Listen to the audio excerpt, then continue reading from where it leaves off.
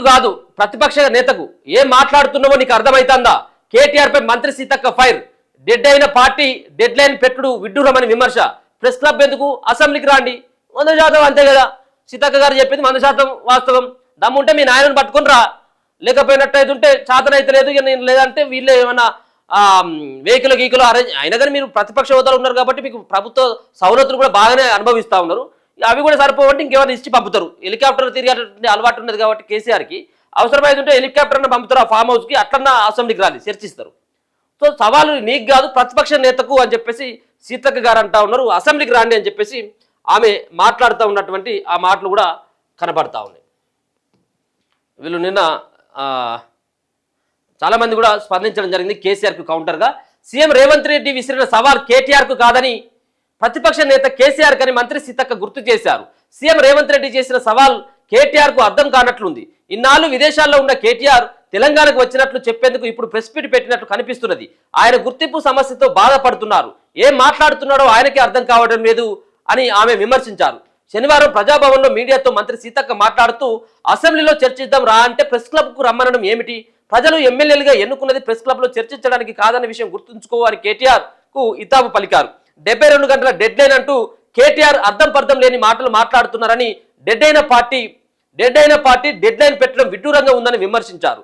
కేటీఆర్ నీ dead line కోసం ఎవరు చూడడం లేదు, నీ సొంత చెల్లెనే నిన్ను నాయకుడిగా గుర్తించడం లేదు అని అన్నారు. ప్రతిపక్ష నాయకుడు అసెంబ్లీకి రావడం లేదని సమస్యలపై చర్చిద్దాం రా అంటే ఆయనకు భయం. ఇప్పుడు 100% మాట్లాడింది నిజం, సీతక్క గారు మాట్లాడింది. ఇప్పుడు నిన్ను నాయకునిగా మీ చెల్లె గుర్తిస్తలేదు, జనాలు ఎట్లా గుర్తిస్తారు, అధికార పార్టీ ఎట్లా గుర్తిస్తుంది? అసలు నీకు సవాల్ విసిరింది నీకు కాదు కదా, మీ నాయనకు కదా అని ఆమె అనడంతో పాటు మరో పక్కన ప్రెస్ క్లబ్ ఎందుకు అసెంబ్లీలో చర్చిద్దామని చెప్పేసి కేటీఆర్కి అర్థమైతలేదు, కేటీఆర్కి ఆ గుర్తింపు సమస్యతోటి బాధపడుతున్నాడు అని చెప్పేసి మాట్లాడితే ఇగో నిన్న జగ్గారెడ్డి సైతం కూడా మాట్లాడడం జరిగింది. రేవంత్కు కేటీఆర్ ఛాలెంజ్ చేస్తే కేసీఆర్ పనేంటి? రేవంత్కు కేటీఆర్ ఛాలెంజ్ చేస్తే కేసీఆర్ పనేంటి? బీఆర్ఎస్ వర్కింగ్ ప్రెసిడెంట్ ప్రశ్నించిన జగ్గారెడ్డి. శాసనసభలో చర్చించే అంశాలను బయటికి చర్చిద్దామంటే అసెంబ్లీ ఎందుకని బీఆర్ఎస్ ఎమ్మెల్యే కేటీఆర్ ను కాంగ్రెస్ నేత జగ్గారెడ్డి ప్రశ్నించారు. శనివారం గాంధీ భవన్ లో మీడియాతో ఆయన మాట్లాడారు. సీఎం రేవంత్ రెడ్డికి BRS working president KTR challenge చేయడం ఏందన్నారు.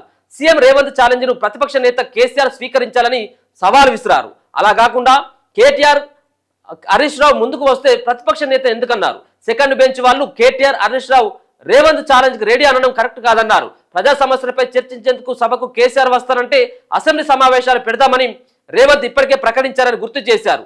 కానీ కేటీఆర్ మాత్రం ప్రెస్ క్లబ్ కు రా, బోర్డ్స్ క్లబ్ కు రా అని సవాల్ విసురుతున్నారని, మరో 2 రోజులైతే కళ్ళు దుకాణాల వద్దకు రావాలంటారేమో అని ఎద్దేవా చేసిండు. ఇంతే కదా ఉన్నది అసెంబ్లీలో చర్చించాలి తప్పించి కళ్ళు దుకాణాల కాడ ప్రెస్ క్లబ్ల కాడ కాదు అనేది జగ్గారెడ్డి అభిప్రాయం. అయితే సభను సక్సెస్ చేసినటువంటి పార్టీకి థ్యాంక్స్ అని చెప్పేసి నిన్న ఈ సంబంధించిన విషయంపైన ఆయన కూడా మాట్లాడడం జరిగింది. కేటీఆర్ మాటల్లో అక్కసు తప్ప పసలేదు. చొప్పదండి ఎమ్మెల్యే మేడిపల్లి సత్యం కూడా ఆయన ప్రతి సవాళ్ళకు సంబంధించినటువంటి దానిపైన ఆయన కూడా స్పందించడం జరిగింది. అంతేకాకుండా చామల కిరణ్ కుమార్ రెడ్డి సైతం కూడా రేవంత్ కు సవాల్ చేసే అర్హత కేటీఆర్ కు లేదు, సీఎం రేవంత్ ను సవాల్ చేసే అర్హత కేటీఆర్ కు లేదని కాంగ్రెస్ ఎంపీ చామల కిరణ్ కుమార్ రెడ్డి అన్నారు. శనివారం హైదరాబాద్ లో ఆయన మాట్లాడుతూ ప్రతిపక్ష నేతగా కేసీఆర్ ఉండగా కేటీఆర్ సవాల్ చేయడం ఏంటని ప్రశ్నించారు. సీఎం ను ఛాలెంజ్ చేయాలంటే కేటీఆర్ వాళ్ళ నాన్న వద్దకు వెళ్లి ప్రతిపక్ష నేత హోదా తెచ్చుకోవాలని కోరారు. కేటీఆర్ ను ఆయన ఇంట్లోనే పట్టించుకునే పరిస్థితి లేదని, ఇక తెలంగాణ ప్రజలు ఎలా పట్టించుకుంటారని చామల ప్రశ్నించారు.